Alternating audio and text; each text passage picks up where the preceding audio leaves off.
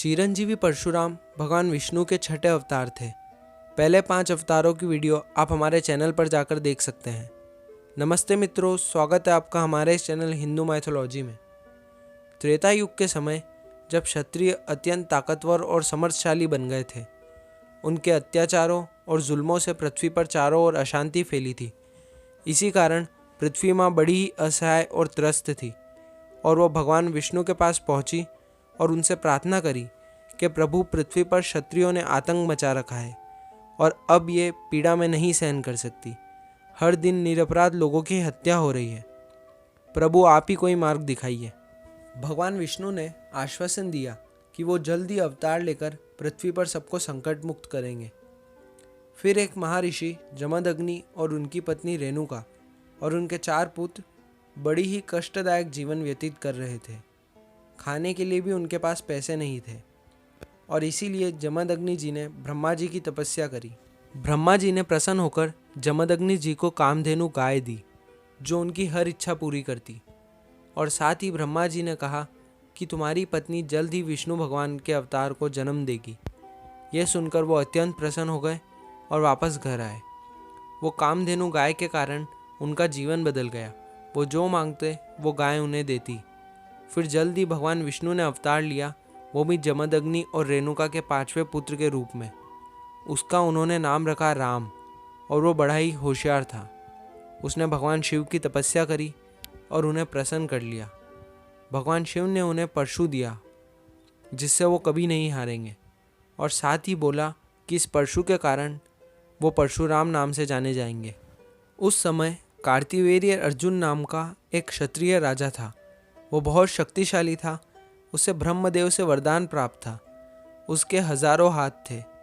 वो एक दिन अपनी सेना के साथ रेवा नदी के किनारे पर था। वो नदी में स्नान करने गया और अपने सहस्त्र हाथों से नदी का बहाव रोक लिया और नदी का रास्ता बदल गया।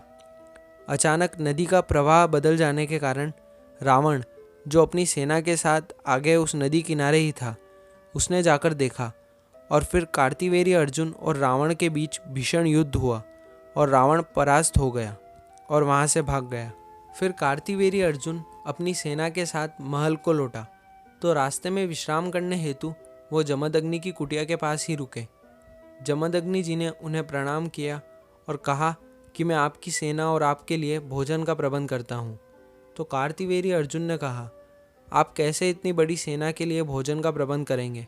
तो जमदग्नि जी ने उन्हें कामधेनु गाय के बारे में बताया और फिर पूरी सेना को भोजन करवाया। कार्तिवेर्य अर्जुन को वो कामधेनु गाय अत्यंत पसंद आ गई और वो जबरदस्ती बिना जमदग्नि जी की सहमति के वो गाय अपने महल को ले आए। फिर जब परशुराम जी आए और उन्हें पता चला कि कार्तिवेर्य अर्जुन वो गाय जबरदस्ती ले गया है, तो वो महल गए। और जब अर्जुन को पता चला कि परशुराम वो कामधेनु गाय वापस लेने आए हैं, तो उन्होंने उनकी पूरी सेना द्वार पर लगा दी। परशुराम जी ने क्रोध में पूरी सेना का सर्वनाश कर दिया और फिर अपने परशु से कार्तिवेर्य के हजारों हाथ काट दिए और उनका अंत कर दिया और कामधेनु को लेकर पुनः घर को लौटे। जमदग्नि जी ने परशुराम से कहा कि तुमने अधर्म किया है और तुमने पाप किया है एक राजा को मारकर। अब तुम्हें प्रायश्चित करने हेतु 1 साल तक तीर्थ यात्रा करनी पड़ेगी। परशुराम जी ने आज्ञा का पालन करा और वो तीर्थ यात्रा पर निकल पड़े। 1 वर्ष के बाद वो पुनः घर को लौटे और घर के सारे सदस्य उन्हें देखकर अत्यंत प्रसन्न हुए। एक दिन जमदग्नि जी की पत्नी रेणुका नदी में स्नान कर रही थी और उनकी दृष्टि एक अत्यंत सुंदर पुरुष पर पड़ी। वो मोहित हो गई उसको देखकर। इतने में उसे ख्याल आया कि यह गलत है और वो पुनः आश्रम लौटी। फिर जमदग्नि जी ने देखा कि रेणुका को काफ़ी देर हो गई है और उन्होंने उनकी दिव्य दृष्टि से सब कुछ देख लिया। उन्हें अत्यंत क्रोध आया और रेणुका के लौटने के बाद उन्होंने क्रोध में उनके पुत्रों से कहा कि ये औरत इस आश्रम में रहने लायक नहीं है और इसका सिर काट दो। लेकिन उनके पुत्रों ने आज्ञा नहीं मानी। उन्हें और ज़्यादा क्रोध आया और फिर उन्होंने परशुराम जी से कहा कि मुझे ऐसे पुत्र नहीं चाहिए जो मेरी आज्ञा नहीं माने। तुम इन सब का सिर काट दो। परशुराम जी ने बिना सवाल किए उनकी माँ और उनके भाइयों का सिर धड़ से अलग कर दिया। जमदग्नि जी अत्यंत प्रसन्न हुए और उन्होंने परशुराम को वर दिया कि तुम जो चाहो वो मुझसे मांग सकते हो। परशुराम जी ने कहा, मुझे अत्यंत प्रिय मेरे माँ और मेरे भाई है, तो आप कृपया करके मेरी माँ और भाइयों को पुनः जीवित कर दीजिए, और साथ ही उन्हें यह घटनाक्रम याद न रहे, नहीं तो वो कभी मुझसे प्रेम नहीं करेंगे। फिर जमदग्नि जी ने उन्हें पुनः जीवित कर दिया। फिर एक दिन कार्तिवेर्य अर्जुन के पुत्र ने बदला लेने हेतु जमदग्नि जी जो पेड़ के नीचे बैठे तपस्या कर रहे थे, उनका सिर धड़ से अलग कर दिया। जब परशुराम जी को यह पता चला तो उन्होंने महल पहुंचकर पूरी सेना का वध कर दिया। परशुराम को रोकना नामुमकिन था। उन्होंने बड़ी क्रूरता से अर्जुन के पुत्रों का वध कर दिया। संपूर्ण राज्य में उन्होंने रक्तपात कर दिया और उसके बाद उन्होंने अपने पिता की चिता को आग दी।